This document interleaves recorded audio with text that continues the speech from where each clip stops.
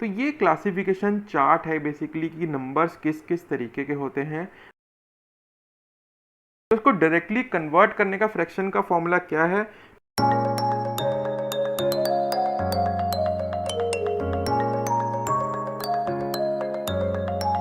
Hello दोस्तों, welcome back to the channel. और आज मैं आपके लिए लेके आया हूँ एक नई सीरीज नंबर सिस्टम के ऊपर। दोस्तों, नंबर सिस्टम एक बहुत ही इंपॉर्टेंट टॉपिक होता है किसी भी कॉम्पिटिटिव एग्जाम के पॉइंट ऑफ व्यू से। और इसमें जो क्वेश्चंस आते हैं जनरली लोग छोड़ आते हैं क्योंकि उन्हें छोटी छोटी ट्रिक और फॉर्मूलेज नहीं पता होते। तो बेसिकली नंबर सिस्टम को समझने के लिए अगर आपने कुछ ट्रिक्स और कुछ फॉर्मूलेज और बेसिक रूल्स समझ लिए तो आप ये क्वेश्चंस बहुत ही आसानी से कर सकते हैं और ये बहुत ही स्कोरिंग टॉपिक होता है किसी भी एग्जाम। तो आइए दोस्तों, आज मैं आपके लिए जो लाया हूँ वीडियो, उसमें मैं बेसिकली आपको क्लासिफिकेशन ऑफ नंबर्स बताऊंगा और कुछ फॉर्मूलेस बताऊंगा एंड में, जिसके बेसिस पे हम कुछ क्वेश्चंस देखेंगे एंड में जो कि एग्जाम्स में आए हुए हैं। तो आइए दोस्तों शुरू करते हैं। तो दोस्तों, नंबर क्या होता है? नंबर बेसिकली ये डेफिनेशन है एक नंबर की कि ये अर्थमेटिक वैल्यू होती है और ये बेसिकली एक क्वांटिटी को रिप्रेजेंट करती है। इसमें बस इतना ही समझने की ज़रूरत है कि एक नंबर किसी स्पेसिफाइड क्वांटिटी को रिप्रेजेंट करती है। तो ये क्लासिफिकेशन चार्ट है बेसिकली कि नंबर्स किस किस तरीके के होते हैं। इनका मैं एक एक जल्दी से एक एक एग्जांपल आपको दिखाऊंगा और आपको ये कंसेप्ट बहुत क्लियर हो जाएगा कि किस नंबर को कैसे क्लासिफाई करा जा सकता है। तो सबसे पहले नंबर्स जो होते हैं दो तरीके के होते हैं, रियल और इमेजिनरी। अब रियल और इमेजिनरी क्या होते हैं पहले ये देखते हैं, फिर आगे चलेंगे। तो रियल नंबर वो होते हैं नंबर जो हम नंबर लाइन पे रिप्रेजेंट कर सकते हैं। नंबर लाइन क्या होती है आपको पता ही है, जीरो से राइट हैंड साइड पे पॉजिटिव नंबर्स होते हैं और लेफ्ट हैंड साइड पे नेगेटिव नंबर्स हम रिप्रेजेंट करते हैं। तो कोई भी नंबर ऐसा जो कि हम नंबर लाइन पे रिप्रेजेंट कर सकें वो होता है रियल नंबर। इसमें डेसिमल वाले नंबर भी आएंगे और फ्रैक्शंस भी आएंगी, सब इसमें इंक्लूडेड होते हैं। तो इमेजिनरी नंबर क्या होते हैं? इमेजिनरी नंबर्स बेसिकली वो होते हैं जो नंबर लाइन पे हम रिप्रेजेंट नहीं कर सकते। स्क्वायर रूट अगर किसी नेगेटिव नंबर का होगा तो हम उसको किससे रिप्रेजेंट करते हैं? आयोटा से। यानी कि आयोटा स्क्वायर क्या होता है? -1। तो हम आयोटा से जो रिप्रेजेंट करेंगे नंबर आई जो लिखा है यहाँ पे, वो नंबर्स इमेजिनरी होते हैं जो कि रियल नहीं होते, जो कि नंबर लाइन पे रिप्रेजेंट नहीं किए जा सकते।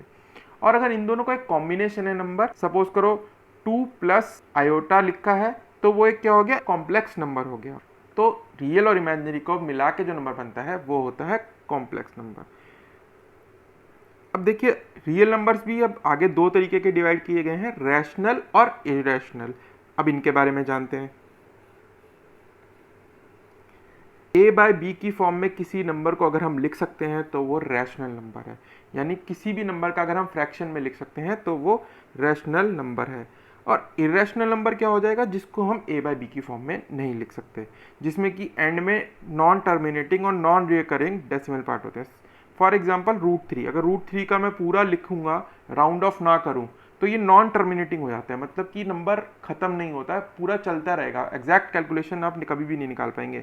तो पाई हो गया, जैसे पाई भी एक इरेशनल नंबर हो गया कि नॉन रिकरिंग और नॉन टर्मिनेटिंग डेसिमल पार्ट हो गया। ठीक है, तो ये रैशनल इरेशनल हो गए नंबर। अब फर्दर रैशनल नंबर्स जो a बाय बी की फॉर्म में लिखे जा सकते हैं वो दो तरीके के हैं, एक हो गए फ्रैक्शंस और एक हो गए इंटीजर। इंटीजर्स क्या होते हैं? जो कि a बाय बी की फॉर्म में कोई डिनोमिनेटर उनका 1 होगा, यानी कि न्यूमरेटर ही होगा, डिनोमिनेटर नहीं होगा। तो परफेक्ट नंबर्स जो होंगे, मतलब 1 हो गया, 2 हो गया, 3 हो गया, 4 हो गया या -1 हो गया, ये इंटीजर्स के एग्जाम्पल हैं सारे, क्योंकि इसके डिनोमिनेटर में क्या है? 1 है। अब इंटीजर्स भी आगे दो तरीके के हैं, क्लासीफाई कर देते हैं, होल नंबर्स और नेगेटिव इंटीजर्स।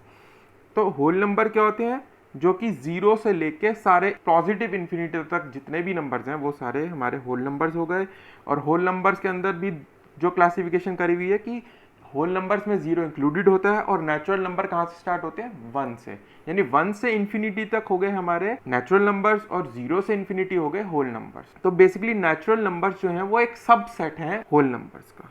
अब फ्रैक्शंस भी तीन तरीके की हैं, proper, improper and mixed fractions. ये फटाफट देख लेते हैं क्या होती हैं। प्रॉपर फ्रैक्शंस क्या होती हैं? जिनमें numerator is less than denominator, और अगर न्यूमरेटर बड़ा है तो इम्प्रॉपर फ्रैक्शन होगी। अब इससे क्या पता चल रहा है? प्रॉपर फ्रैक्शन हमेशा 1 से लेस होगी और इम्प्रॉपर फ्रैक्शन क्या होगी? 1 से ज़्यादा होगी। क्लियर है? और मिक्स्ड क्या होती है? किसी भी अगर फ्रैक्शन को हम ऐसे इस फॉर्म में मिक्स्ड फॉर्म में लिख पाएँ, जैसे कि 5 1/2, 3 9/11। तो ये मिक्स्ड फॉर्म बोलते हैं इसको, बेसिकली फ्रैक्शन को रिप्रेजेंट करने का एक तरीका है। तो दोस्तों ये क्लासिफिकेशन इतनी इंपॉर्टेंट नहीं है, बेसिकली बस आपको ये पता होना चाहिए इंटीजर क्या होता है, नेचुरल नंबर्स क्या होते हैं, इन्हीं के ऊपर बेसिक क्वेश्चन पूछे जाएंगे एग्जाम में। इमेजिनरी नंबर्स पे क्वेश्चंस नहीं आएंगे किसी भी कॉम्पिटिटिव एग्जाम में, बेसिकली फोकस हमारा रहेगा नेचुरल नंबर्स पे। तो बेसिकली नेचुरल नंबर्स भी अब क्या है, इवन हो सकता है या ऑड हो सकता है। अब इवन आपको पता है क्या होगा, जो कि 2 इंटू एन की फॉर्म में रिप्रेजेंट कर सकते हैं, यानी यह मल्टीपल ऑफ 2 होगा, यानी 2 4 8 ये इवन हो गए। ऑड क्या हो गए, जो कि 2n+1 की फॉर्म होगी, यानी कि जो 2 के टेबल में नहीं आएगा, सिंपल अगर आप समझना चाहे भाषा में तो वो ऑड हो गया। ऐसे ही नेचुरल नंबर्स प्राइम हो सकते हैं या कॉम्पोजिट हो सकते हैं। तो प्राइम नंबर बेसिकली क्या होते हैं, जो कि अपने आप से डिवाइड हो सकता है नंबर सिर्फ, और सिर्फ 1 से डिवाइड होता है, यानी उसके सिर्फ 2 ही फैक्टर्स होते हैं, 1 and the number itself. Composite क्या होता है, जिसके 2 से ज़्यादा फैक्टर होते हैं, यानी 1 भी हो 1 तो होगा ही होगा हर का फैक्टर, और नंबर इटसेल्फ भी होगा, और उसके अलावा एक आधा और नंबर उसका फैक्टर होगा, यानी कि कॉम्पोजिट हो गया वो नंबर, यानी उसके अंदर 2 से ज़्यादा फैक्टर्स हैं। ये तो होगी टेक्निकल डेफिनेशन। और जनरली कॉम्पोजिट क्या हो सकते हैं, मतलब उसको हम किसी ब्रेक करके लिख सकते हैं नंबर को, ठीक है। जैसे 8 है तो मैं कैसे लिख सकता हूँ, 4 × 2, तो ये कॉम्पोजिट नंबर हो गया। अगर मैं लिखूंगा 5 को क्या लिख सकता हूँ, 5 × 1 या 5 ही लिख सकता हूँ, तो ये प्राइम नंबर हो गया। तो बेसिकली यही डिफरेंस है प्राइम में। तो बेसिकली नेचुरल नंबर्स क्या है, इवन और ऑड, प्राइम एंड कॉम्पोजिट। अब ये कैसे पता चलेगा कि नंबर प्राइम है कि नहीं है, तो बेसिकली इसका एक ही तरीका है कि आप जिस पर्टिकुलर नंबर को आप चेक कर रहे हैं उस तक जितने भी नंबर्स है उस नंबर को डिवाइड करके देख लें कि किसी एक से हो रहा है कि नहीं हो रहा। यानी आप अगर सपोज करो आप 25 का चेक करना चाह रहे हैं कि प्राइम है कि नहीं, तो आप 1 से 25 सारे चेक करो कि अगर ये किसी से हो रहा है कि डिवाइड की नहीं हो रहा है। अगर हो रहा है तो वो प्राइम नहीं है, अगर नहीं हो रहा किसी से भी तो वो प्राइम नंबर है। तो ये तो भी स्मॉल नंबर्स के लिए फॉलो कर सकते हैं। अगर आप लार्ज नंबर देखेंगे कोई भी, तो आप उसके बेसिकली अंडर रूट तक चेक करिए कि कोई नंबर उसको डिवाइड कर रहा है कि नहीं। अगर नहीं कर रहा है तो वो प्राइम होगा, नहीं तो वह कंपोजिट नंबर होगा। तो दोस्तों एक क्वेश्चन इस तरीके का बहुत कॉमन देखा गया पेपर में कि एक कोई नंबर दे देंगे आपको और उसको डेसिमल नंबर को फ्रैक्शनल फॉर्म में आपको लिखने के कहेंगे, और ये नंबर रिकरिंग होगा, यानी कि एंड नहीं हो रहा होगा, ठीक है। मतलब एक नंबर रिपीट कर रहा होगा। जैसे फॉर एग्जांपल इसके अंदर केस में है 0.49494949, ऐसे डॉट डॉट है, मतलब ये कंटिन्यूअस है, ये नॉन टर्मिनेटिंग नंबर है और रिकरिंग है, बार बार आ रहा है और खत्म नहीं हो रहा, तो इसलिए नॉन टर्मिनेटिंग है। तो इसको डायरेक्टली कन्वर्ट करने का फ्रैक्शन का फॉर्मूला क्या है, बिल्कुल अब ये बहुत सिंपल है, इसमें कुछ नहीं करना है आपने, सिर्फ रिकरिंग पार्ट यानी कौन सा पार्ट रिपीट हो रहा है डेसिमल के बाद क्या है 49, तो अपने 49 ऊपर लिख देना है, और डिनोमिनेटर में क्या करना है कि उतने 9 लिख देने हैं जितने की रिकरिंग पार्ट में डिजिट्स हैं। यानी 49 में कितने डिजिट्स हैं, रिकरिंग पार्ट 49 है उसमें 2 डिजिट्स हैं, तो 99 दो बारी 9 लिख देना है आपने। तो आंसर क्या हो गया 49/99, यानी कि रिकरिंग पार्ट एक बारी लिखेंगे आप ऊपर, और डिनोमिनेटर में क्या लिख देंगे, नंबर ऑफ 9 जितने की डिजिट है रिकरिंग पार्ट में। ऐसे ही एक केस और होगा कि कुछ पार्ट आपका रिकरिंग होगा और कुछ आपका रिपीट नहीं हो रहा होगा। फॉर एग्जांपल 0.256 ये जो है मेरा, ये है नॉन रिकरिंग पार्ट, ये रिपीट नहीं हो रहा है, और 7777 क्या है, रिपीट जो हो रहा है पार्ट। इस केस में अगर फ्रैक्शन में कन्वर्ट करना है तो इसका सिंपल फॉर्मूला इसका भी है, ये भी आप याद कर लीजिए। पहले आप क्या लिखेंगे, non recurring part return once and recurring part return once. मतलब आप जो पूरा नॉन रिकरिंग पार्ट है, यानी कि 0.256 में से 256 जो है मेरा नॉन रिकरिंग पार्ट है, तो इसको लिख लेंगे, प्लस इसके साथ हम क्या लिख देंगे, जो रिकरिंग पार्ट है यानी 7, तो 2567 लिख दूंगा मैं, और इसमें से क्या लेस कर दूंगा जो कि नॉन रिकरिंग पार्ट है। नॉन रिकरिंग पार्ट क्या है 256, ये मेरा हो गया न्यूमरेटर। फिर से देखते हैं कि पहले ऊपर पूरा नंबर न्यूमरेटर में लिख देंगे नॉन रिकरिंग पार्ट, और साथ में लिख देंगे उसके रिकरिंग पार्ट एक बारी, तो 2567 माइनस नॉन रिकरिंग पार्ट, इस केस में क्या है 256 जो कि रिपीट नहीं हो रहा है, ये न्यूमरेटर हो गया। और डिवाइडेड बाय क्या करना है, नंबर ऑफ 9 इन उतने 9 लिखने हैं जितने की रिकरिंग पार्ट में डिजिट्स हैं, तो वही वाला है पिछले वाला ही, रिकरिंग पार्ट में कितने डिजिट्स हैं 7 ही रिपीट हो रहा है, एक ही डिजिट है, तो 9 मैं एक बार ही लिख दूंगा डिनोमिनेटर में, और जीरोस उतने लगाने हैं इसके अंदर आगे जितने की नॉन रिकरिंग पार्ट में डिजिट्स हैं। अब नॉन रिकरिंग पार्ट में कितने डिजिट्स हैं, 3 डिजिट हैं 256, तो 3 जीरो लगा दिए, तो ये मेरा फ्रैक्शनल फॉर्म में आंसर आ गया 23119000। ठीक है, बिल्कुल सिंपल फॉर्मूला है, ये आपको याद कर लेना है दोनों केसेस में।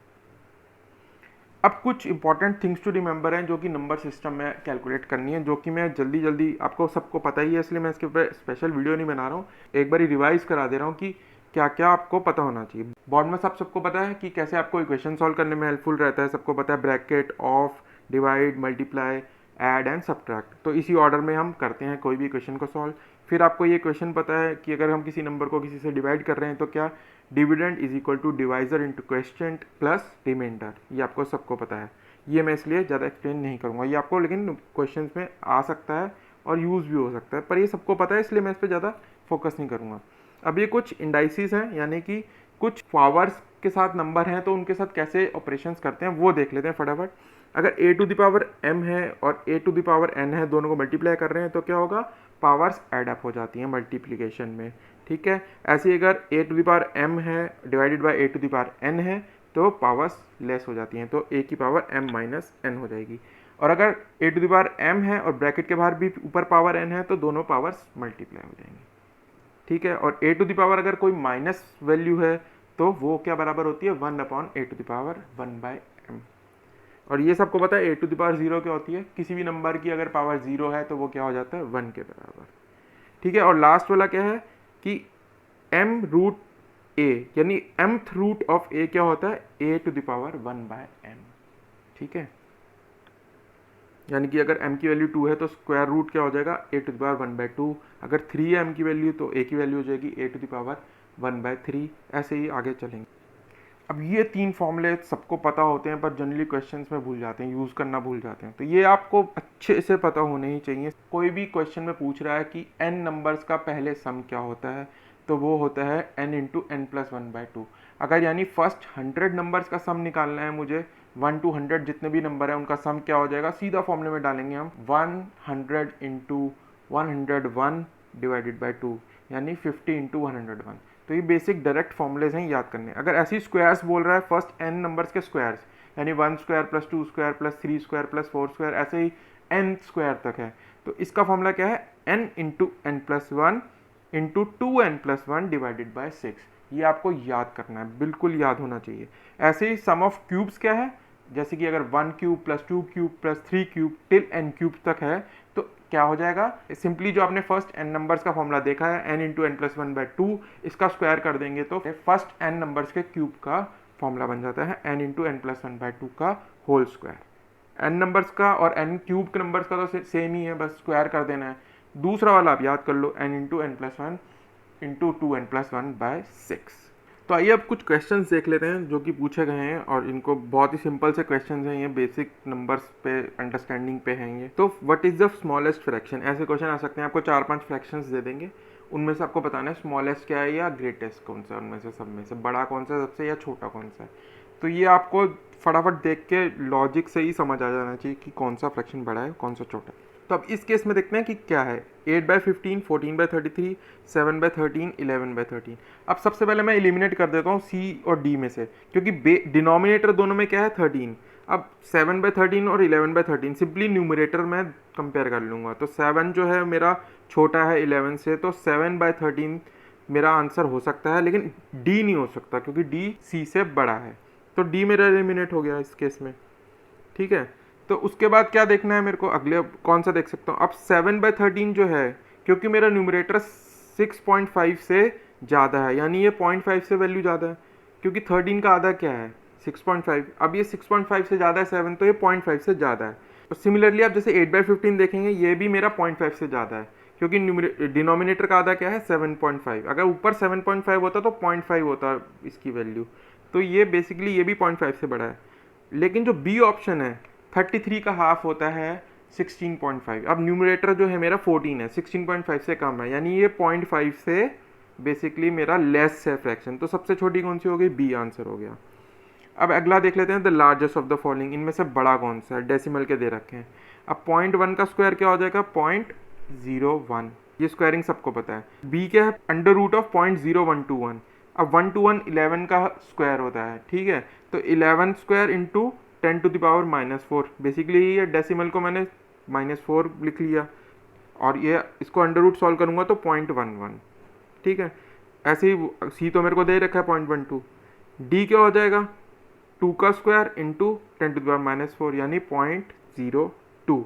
सबसे बड़ा निकालना है मेरे को इसमें, तो इसमें से सबसे बड़ा कौन सा है? C, 0.12। अब ये थोड़ा देख लेते हैं क्या कह रहा है question. The smallest number to be added to 1000 so that 45 divide the sum exactly. सबसे छोटा नंबर जो मैं 1000 से ऐड करूं जिससे कि जो नंबर है वो 45 से डिवाइड हो जाए। अब क्या मैंने कैसे इसको ब्रेक करा है? फैक्टराइजेशन के मेथड से। 45 इंटू 20 क्या होता है? 900, और 45 इंटू 2 990 होता है, तो यानी 990 एग्जैक्टली डिविजिबल बाय 45। ठीक है, या फैक्टराइजेशन वाला वीडियो आप देख सकते हैं, उसमें आपको पता चल जाएगा कि ब्रेक कैसे करते हैं किसी नंबर को डिवाइड के अंदर। तो इसके अंदर डिवीजन में क्या करा मैंने? 45 इंटू 2 20 900 और 45 इंटू 2 90, तो 990 मेरा एग्जैक्टली डिविजिबल है 45 से। अब इसमें 1000 में 10 इसमें मेरे पास एक्स्ट्रा पड़े हैं। अब मेरे को निकालना है 1000 से बड़ा नंबर कौन सा होगा जो 45 से डिवाइड हो जाएगा पहला। ठीक है, तो 10 तो मेरे पास बचा ही है, प्लस 35 और चाहिए, तो 45 का मल्टीपल बन जाएगा, यानी 1035 जो है वो डिविजिबल होगा, तो 35 मेरे को ऐड करना है। ठीक है, नहीं आया दोबारा से। सबसे पहला मल्टीपल 45 का जो 1000 से बड़ा है जो कि डिवाइड हो रहा है, ऐसे भी कर सकते हैं आप। 1035 पहला मल्टीपल है 1000 से ज़्यादा जो कि 1000 से बड़ा है जो कि 45 का मल्टीपल है, तो 35 मेरे को 1000 में ऐड करना है। सिंपल, डायरेक्टली भी कर सकते हैं। अगला, the sum of squares of 3 consecutive natural numbers is 2030। अब 3 लगातार कंसेक्यूटिव नंबर्स हैं, उनका स्क्वायर है 2030। What is the middle number? Simple question है। अब मैं आपको एक इसमें ट्रिक बताऊंगा, वो आप सोच लो, बहुत क्वेश्चन में यूज़ होती है। देखिए आप उसको कैसे करते हैं। अगर आपके पास कोई ऑड नंबर्स, अननोन नंबर्स हैं, तो हम क्या करते हैं, मिडल नंबर को तो मान लेते हैं x, और उसके जो पहला वाला नंबर है वो x-1 हो जाएगा, और आगे वाला नंबर हो जाएगा x+2। उससे पहले वाला हो जाता है x-2। ऐसे ही आगे का नंबर कैसे हो जाता है? x+1 और x+3। तो अगर ऑड नंबर्स अननोन है तो आप ले लीजिए x-1, x और x+1, ऐसे बेसिकली मिडल नंबर को x मान लीजिए। तो इसमें मैंने ये करा, तो ये इक्वेशन बना ली, x-1 का square plus x square plus x+1 का स्क्वायर, ये किसके बराबर है? 2030। इस क्वेश्चन को सॉल्व कर लेंगे सिंपल क्वाड्रेटिक इक्वेशन बना के, डायरेक्टली आंसर आ जाएगा आपका सॉल्व करने पे 26। x की वैल्यू 26 है, मिडल नंबर यानी 26 है। The sum of all 3 digit numbers is, 3 digit numbers के सम निकालना है। अब 3 डिजिट नंबर कहाँ से शुरू होते हैं? 100 से, और ख़त्म कहाँ आते हैं? सबसे बड़ा 3 डिजिट नंबर क्या है? 999, 999, और सबसे छोटा कौन सा है? 100। तो मेरे को सम निकालना है 100 से लेके 999 के नंबर्स तक का। तो बेसिकली मैं क्या करूँगा इस केस में, 1 to 99 नंबर्स निकाल लूँगा सम, और 1 to 1999 सम निकाल लूँगा और सब्ट्रैक्ट कर दूंगा। सम ऑफ नंबर्स फ्रॉम 1 to 999 क्या हो जाएगा? n इंटू n+1/2 यानी 999 इंटू 1000 डिवाइडेड बाई 2, तो ये आ गया मेरा सम ऑफ नंबर्स 1 to 99, ये हो गया 4950। इसी फॉर्मूले से दोनों को सब्ट्रैक्ट कर दूंगा तो आंसर आ गया है 494550। ये है सम ऑफ ऑल 3 डिजिट्स नंबर्स। ठीक है, अब ये कह रहे हैं द नंबर्स 2, 4, 6, 8 ऐसे इवन नंबर्स लिए हुए हैं 100 तक आर मल्टीप्लाइड टुगेदर, सबको मल्टीप्लाई कर दिया, तो नंबर ऑफ जीरोस कितनी होंगी जो आंसर आएगा उसमें? 10, 20, 30, 40, 50, हर में एक ज़ीरो है, तो 9 ज़ीरो तो ये हो गई मेरे पास।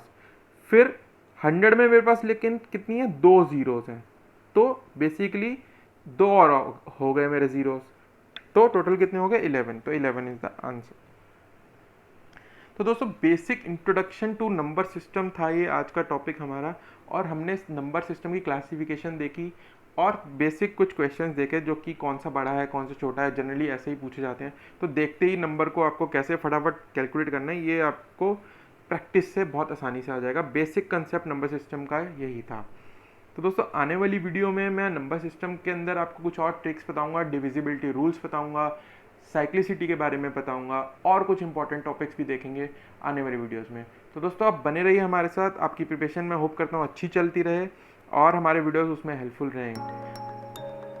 और अगर आपको हमारे वीडियोस अच्छे लगे तो प्लीज़ लाइक कीजिए, शेयर कीजिए अपने दोस्तों के साथ, and don't forget to hit the subscribe button and the bell icon, जिससे कि आपको आने वाली वीडियोस की नोटिफिकेशन मिलती रहे। तो दोस्तों अब हम मिलेंगे अगले वीडियो में, तब तक के लिए bye bye and happy learning.